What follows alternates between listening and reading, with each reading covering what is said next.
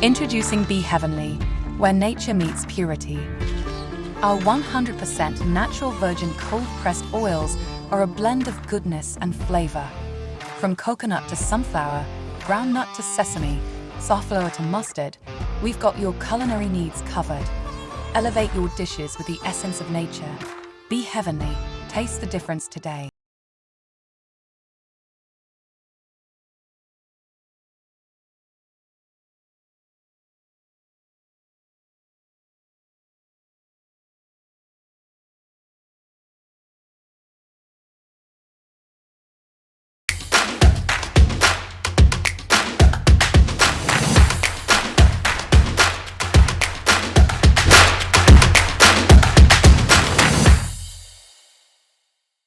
Hello and welcome to Dr. VGP Talk Show.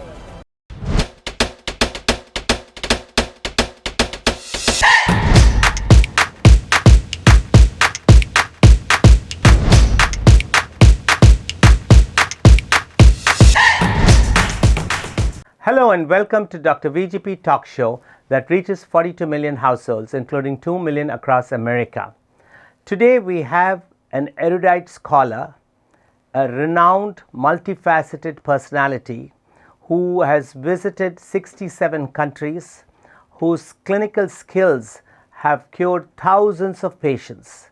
Meet the master of neurosurgery, one and only Dr. Keki Turel, who is one of the most distinguished neurosurgeons globally, who is imparting education to fellow neurosurgeons, the young medical fraternity, and visiting with his passion to share his experience, clinical skills, and advances in neurosurgery in 67 countries. He is joining us in our studios today after a 3-hour-long deep infiltrating brain tumor awake surgery, one of the latest trends in neurosurgery today, from the Bombay Hospital in Bombay. Dr. Keki Turel had his humble beginnings from a shawl in Colaba, from a middle-class tenement. He has rose to be the master of neurosurgery, recognized by the World Federation of Neurosurgical Societies in Berlin. Listen and view and see the amazing work Dr. Keki Turel is doing today to bring neurosurgery to the masses at the highest advances. Ready? Apart from his clinical experience, the wholesome Dr. Keki Turel is a passionate professional photographer. He was a Boy Scout, which led him to his compassionate nature, and he rose to be the leader of the Boy Scouts, selected for the World Jamboree in 1962. He's an ardent music lover, player of harmonium, mouth organ, and he organizes till date in his passion musical evenings, which creates and kindles his interest in culture, in music. He is also a multifaceted personality who speaks 7 languages, and his life is on the go.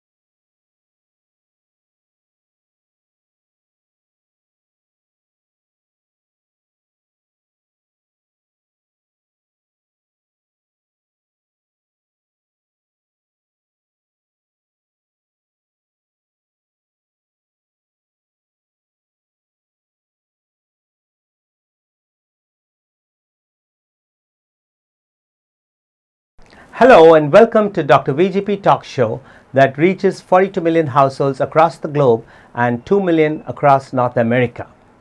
Today, the guest on this episode of Dr. VGP Talk Show is a multifaceted personality, a master neurosurgeon who has dedicated his life to educating people all over the world on neurosurgery.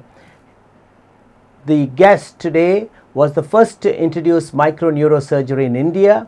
He's had his early training. He hailed from a lower middle class tenement called Turell in Colaba, Bombay, in a sanatorium where he was brought up. He had his early education in St. Xavier's School. He was one of those fortunate students to get the Catholic school education by concessional fees. His father was a mechanic, and at 6 years old, he had this passion. He wanted to stop cruelty to animals. He's a Parsi by birth, and he hailed from the state of Gujarat in Surat. And he became a vegetarian at 6.5 years old. He had the compassion for animals, didn't want to see animals being killed, so he became a total vegetarian. This phenomenal young whiz kid at that time took active part in different multicultural community, co-curricular as we call it in India, and activities in school. He was a very active boy. In America we call it the Boy Scouts, but India it's called the Bharat Scouts and Guide. He ended up being the leader of Boy Scouts and Guides. Today we welcome the one and only Dr. Keki Turel to Dr. VGP Talk Show. Thank you. We are so happy and grateful, sir, for you with such eminence to join us at this talk show amongst your busy schedule. He has a neurosurgeon surgery to attend, so we'll be fast and have a rapid fire, and we are honored to have you on our show today at the Bombay Beach studio. Equally my honor, sir. Thank you. Great. Thank you. Tell us, Dr. Keki, about your humble beginnings, and you are now a world-renowned neurosurgeon. Yeah, I think I was very fortunate that our parents gave us complete freedom. I was the eldest of the four siblings that I have, and our father encouraged us to do whatever our heart and mind wanted us to do, and so we grew up in a very liberal and carefree environment in Colaba.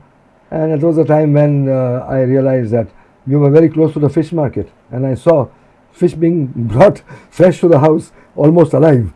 And I said, this is no way to treat life. And I became, from very beginning, I was very compassionate. I used to bring those roadside deserted puppies home and nurse them and take care of dogs. And so from the beginning, I wanted to, I was against any kind of killing, and this passion continues. I think our world is seeing increasing amount of violence, increasing amount of killing, and so my idea started with just saving of animals, but today I see that there is such a lot of mass destruction and mass killing, which really pains me. Maybe that is the reason from the very beginning that I was sympathetic and kind to people and animals, that I became I was not actually destined to become a doctor. Yeah, Dr. Keki ji, as a high school student in St. Xavier's, he played cricket with Sunil Gavaskar. He was an opening bat and a wicket keeper, and then he later went on. He also did a little bit of Shiro, palmistry, and he was a Parsi priest in Surat, and then he read his own palm, I guess, and which indicated that he should go in to be a surgeon. And that's what landed him as the consultant neurosurgeon. Today, he is the emeritus chairman and professor of the Department of Neurosurgery of the Bombay Hospital Institute of Medical Science in Mumbai. He is the former professor of neurosurgery, Grant Medical College and JJ Group of Hospitals, Mumbai. He is an international neurosurgeon, most sought after, chairman of the World Federation of Neurosurgical Societies. Dr. Keki, with such an outstanding background, of course you're a multifaceted personality. Could you tell us what you also hold a record for removing the 2 world largest brain tumors? Tell us about that, and how big were the tumors, and So Go this ahead. was serendipity, I would say. It is not that I knew about it. A young Arab boy was brought in at a Masina hospital, which is a relatively small hospital where I was serving in 1980s, and there was a time when this young man was brought in in a paralyzed, blind, and vegetative state. He was being treated for almost 1 year in this condition because of ignorance of the doctors over there. And when he was brought over here, we did not even have the scan facilities readily available. So we did an angiogram. Those days we did an angiography by directly sticking a needle in the neck, and we inject the dye, and then we see the sweep of the vessels, and from that we could identify where the disease in the brain is. So in the earlier days, in the pre-scan days, when I was trained, there were no scans. There were no CT, the MRI came even much later. So we used to inject air, or we used to inject dye and identify shadows in the brain or blood vessel distortions and make a diagnosis and then perform our surgery. So you removed one of the world's largest brain tumor size of half a kg kilo, yes. in 1981 and in 1996. So- you also have the record of having the longest neurosurgical Operations, yes. operation for 27 hours. Yes, I think I was crazy. I was passionate. I was very strong. I still am very strong. And I thought, I'm not a person who leaves behind any job undone or half done. And with the microscope coming in, and myself being one of the earliest people to do microsurgery, I was almost self-trained after training on animals, on white mice. But mind you, when you train on animals, you don't kill them. You operate on them and you make them, keep them alive. And you follow them up as you follow up your patients. Being so successful today, do you think your early childhood and your involvement in the Bharat Scouts and Guide, you were also selected in 1962 to be part of the Indian contingent of Scouts and Guides in the World Jamboree. Did that have an influence in making you what you are today? But I really owe a lot to my scouting background. And we had such wonderful colleagues. That some of them we are still in active touch. Some of them are no more, unfortunately. And our scoutmaster, Mr. Lana, used to take us as tour guides he used to have a travel agency. So we used to work as tour conductors or tour helpers and take all these school children or adults to various parts of India. So traveling became a great passion for me. And what better way to spend your vacations than to keep traveling. So Dr. Keki Turel tells the importance of getting involved in co-curricular activities during school time, which makes you a very multifaceted, open-minded, compassionate individual where you can excel in whatever you're doing. Like today, he's one of the world-renowned neurosurgeons with us, and you were the first to introduce microneurosurgery in 1979 in India, yes. And you were the first surgeon to operate on a patient with AIDS in 1987. Yes. And also he had the distinction, as you all know, 2611 Mumbai Blast was he was the only doctor who single-handedly senior doctor treating 70 patients in Bombay Hospital. Tell us about that experience, Dr. Keki. That was a complete nightmare. I usually work till very late. So on that evening, almost the entire hospital was deserted. All the doctors are already gone. And then we had the first inkling of a couple of injured patients. The first patient that I received was a gentleman who was shot, a Norwegian who was shot in his face by a bullet that went through across, and he was bleeding profusely, and he was brought to the hospital by an unwilling taximan. He was a 65-year-old man with a 60-year-old girlfriend, and the two of them struggled to reach Bombay Hospital. And then came a stream of patients, all of them one after the other. Initially we thought there was some kind of a gang war, but later on we realized that it was not the case. And with our overzealous television cameramen, the whole story was all over the place. But I remaining in the hospital, didn't know what was happening outside it. All that I was seeing was bullet-ridden patients being brought in one after the other. Of course, all those who were shot dead didn't come, but all those who are still alive, and 70 of them with bullet injuries, were brought to the hospital in an alive state. And I must say that I was the only one at night, but I had this amazing cooperation of the hospital and of the junior doctors. So we had this a beautiful synergy amongst us, and we made sure that we treated everybody without a single fatality. All of them survived. Was that the single most mass number of patients at one time with emergency procedures? Yes, that was one of the mass casualties. This, we also attended to patients from the Kutch earthquake. That was another historic thing where you had mass casualties, but that was a little earlier than that. But that was another story. Local people were already taken care of, and we went much later on. But this was freshly attacked people whom we managed to treat. And I was there for 3 days and 3 nights. Of course, next day we had. Oh, you stayed there in the hospital for 3 days and 3 nights. You didn't go home because of this 2611, the March casualty. Yes. Your commitment and your passion. Yes. It just, you did incredible. Did the government reward you for the services you did? What do we need reward for? There is God to reward us.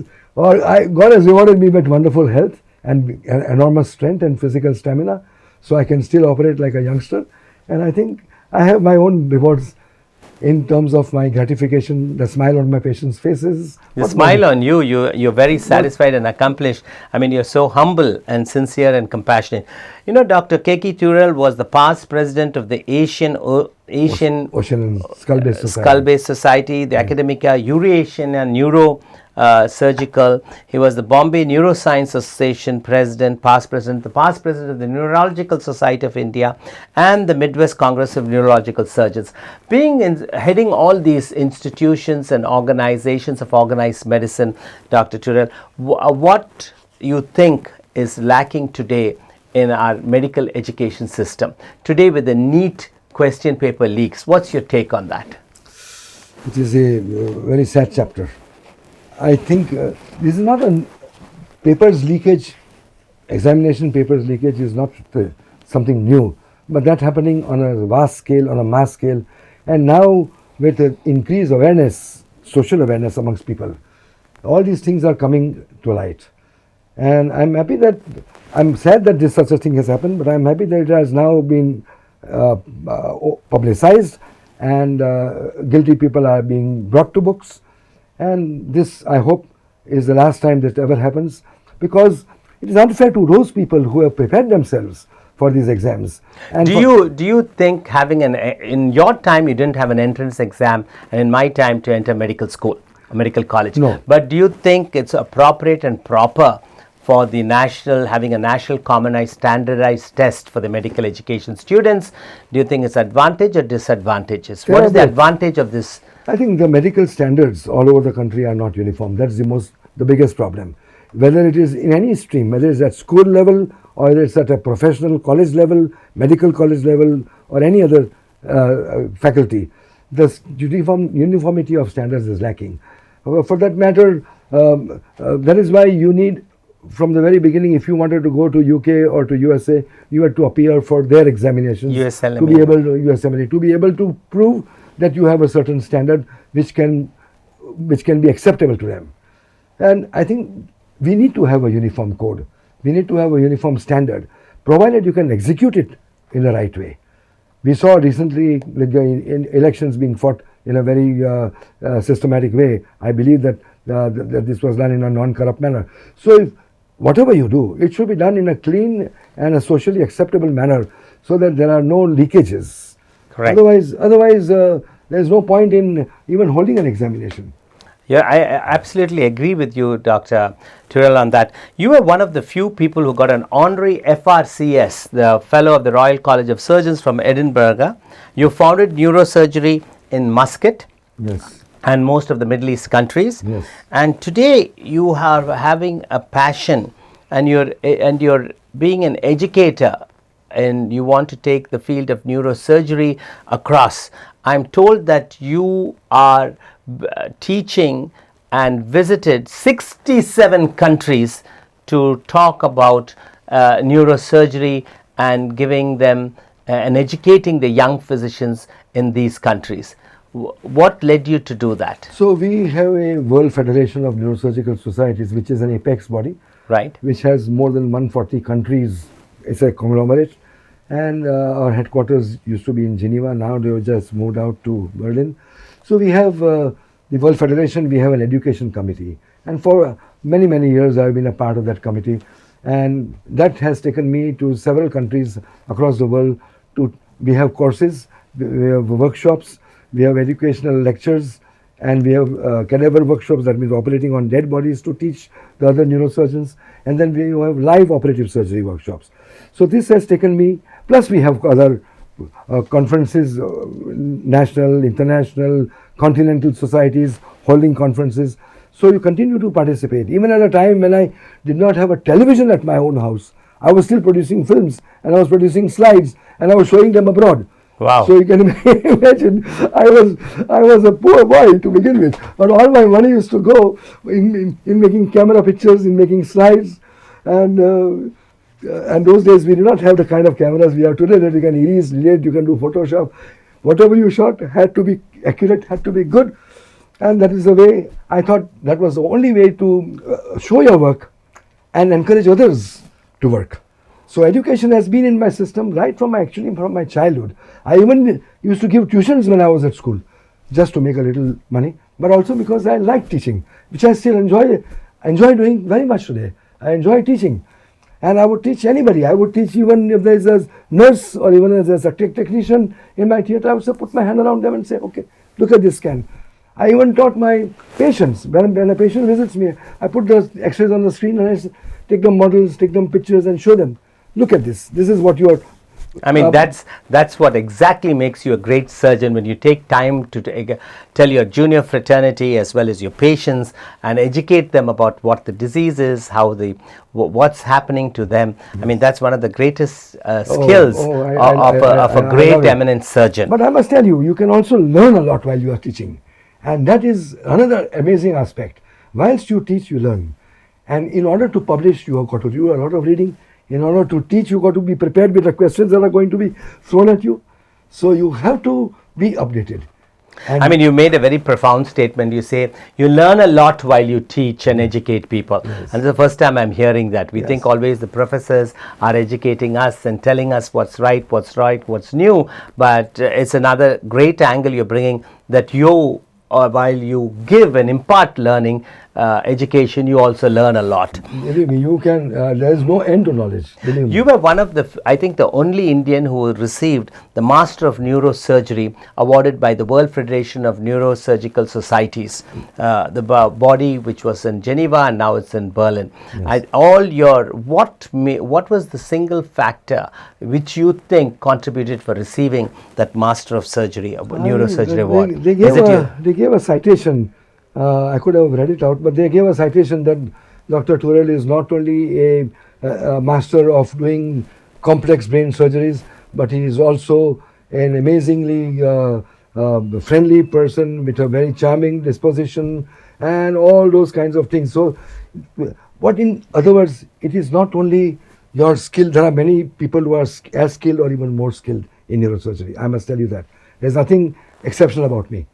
But there are other facets to life, apart from being good at what you. Of course, first of all, you have to be good at what you're doing. But apart from that, you must have other credentials. I totally agree with you, Dr. Turell, there, as you're fondly called as Keki ji. Now, maybe that's why you are branded ICCN. That's your passion, which you're doing day in and day out, having a conference on complications of neurosurgery.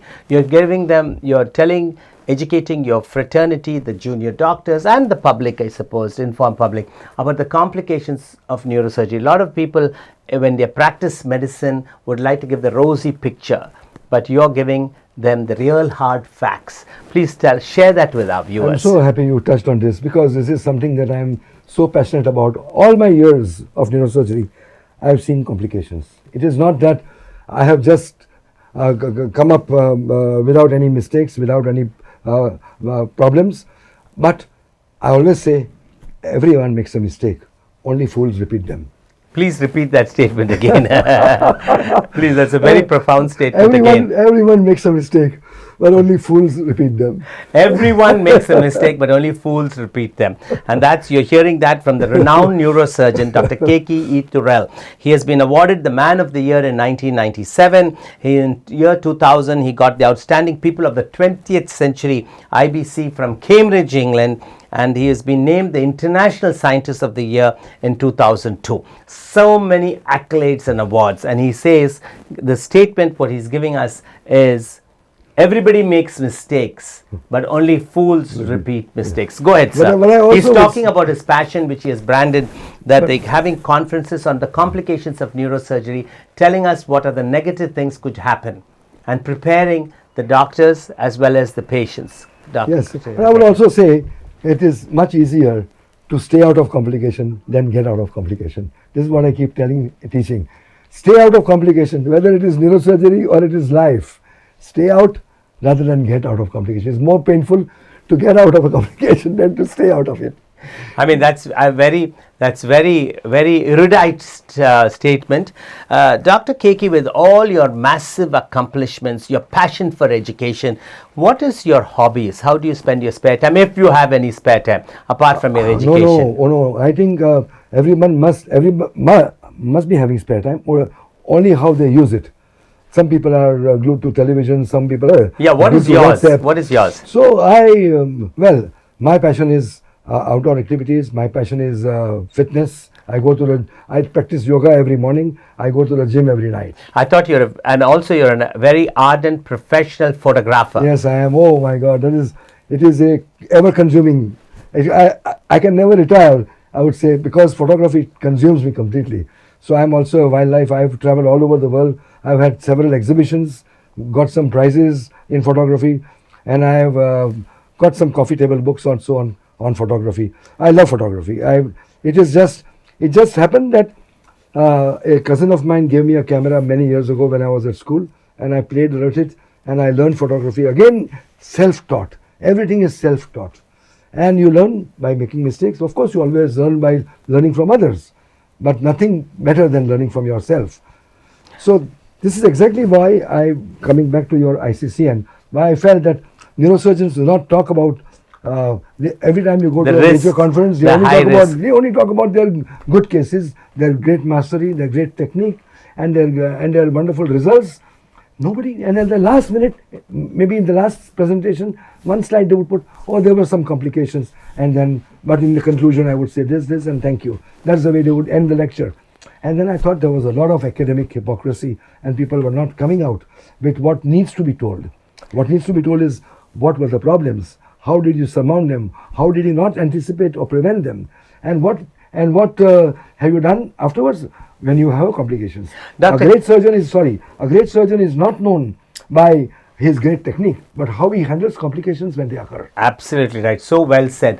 Great surgeons are known by how they handle complications when they occur. Dr. Keki, on that note, your 50 years, 5 decades of serving the community through your renowned neurosurgical skills. Yes. You have a mission which you're working on now and this stage, and that's please tell our viewers what that is about. Thank you. In International Institute of Neuroscience. Thank you, my dear friend Prabhakar.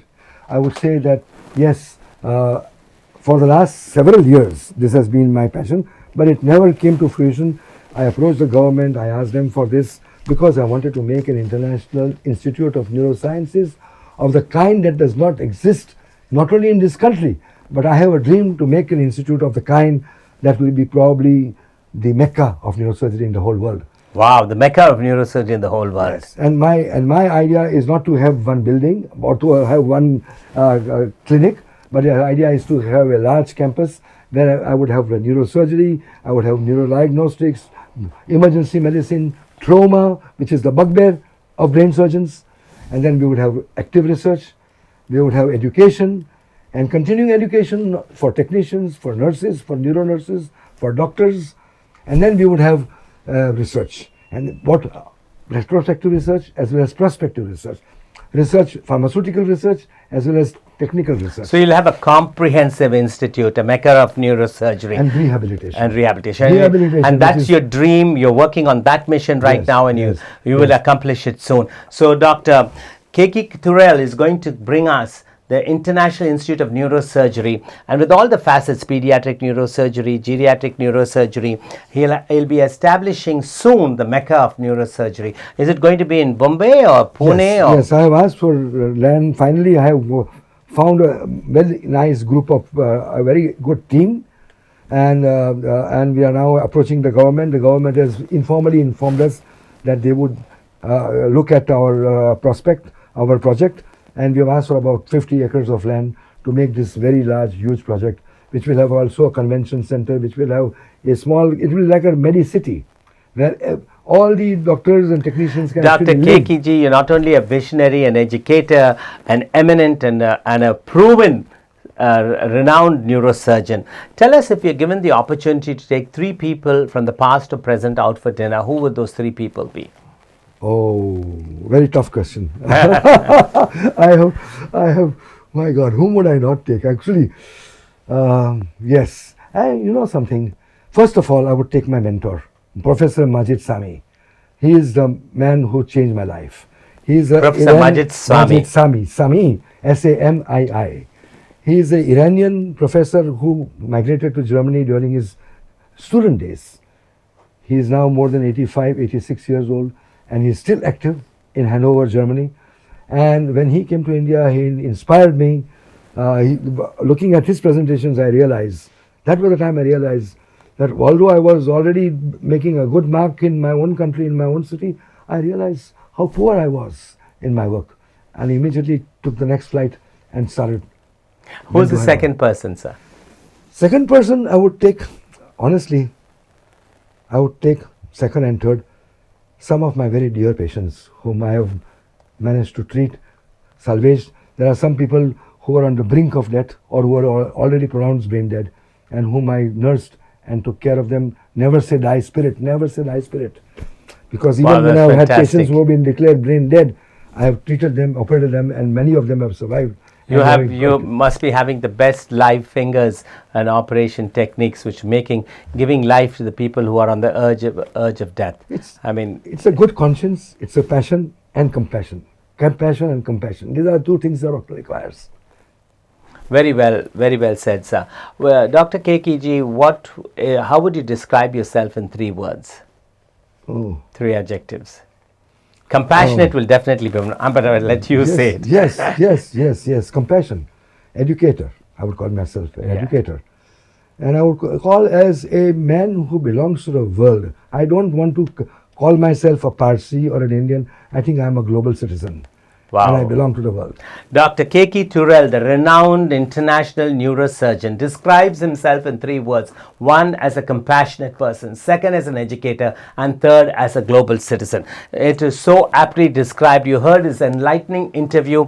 Dr. Keki Turel, it was really an inspiring journey with you for the last 25 minutes to learn about your multifaceted personality, how and your dream to have the mecca of neurosurgery. In conclusion, to our viewers, could you give us a message to them, whatever you'd like to share with all of them? Yes, I would say, please be aware, this is only one world that we have, and we have only one life. Let us make it as easy and comfortable and pleasant, not only for ourselves, but for all our fellow creatures.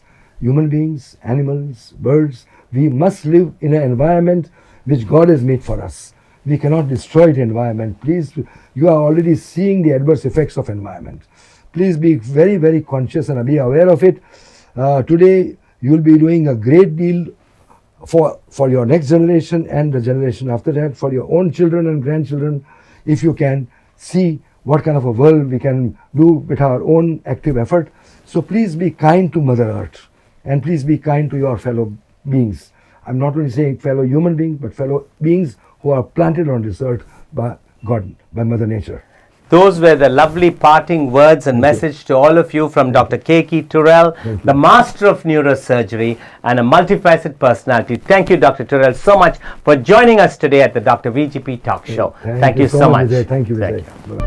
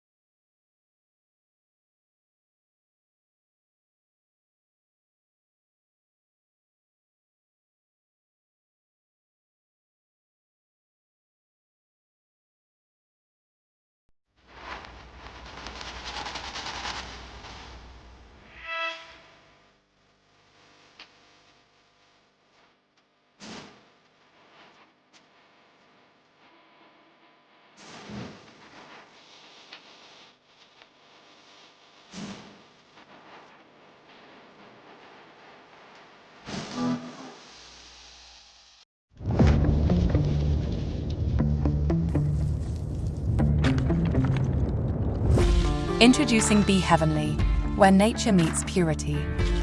Our 100% natural virgin cold-pressed oils are a blend of goodness and flavor. From coconut to sunflower, brown nut to sesame, safflower to mustard, we've got your culinary needs covered. Elevate your dishes with the essence of nature. Be heavenly. Taste the difference today.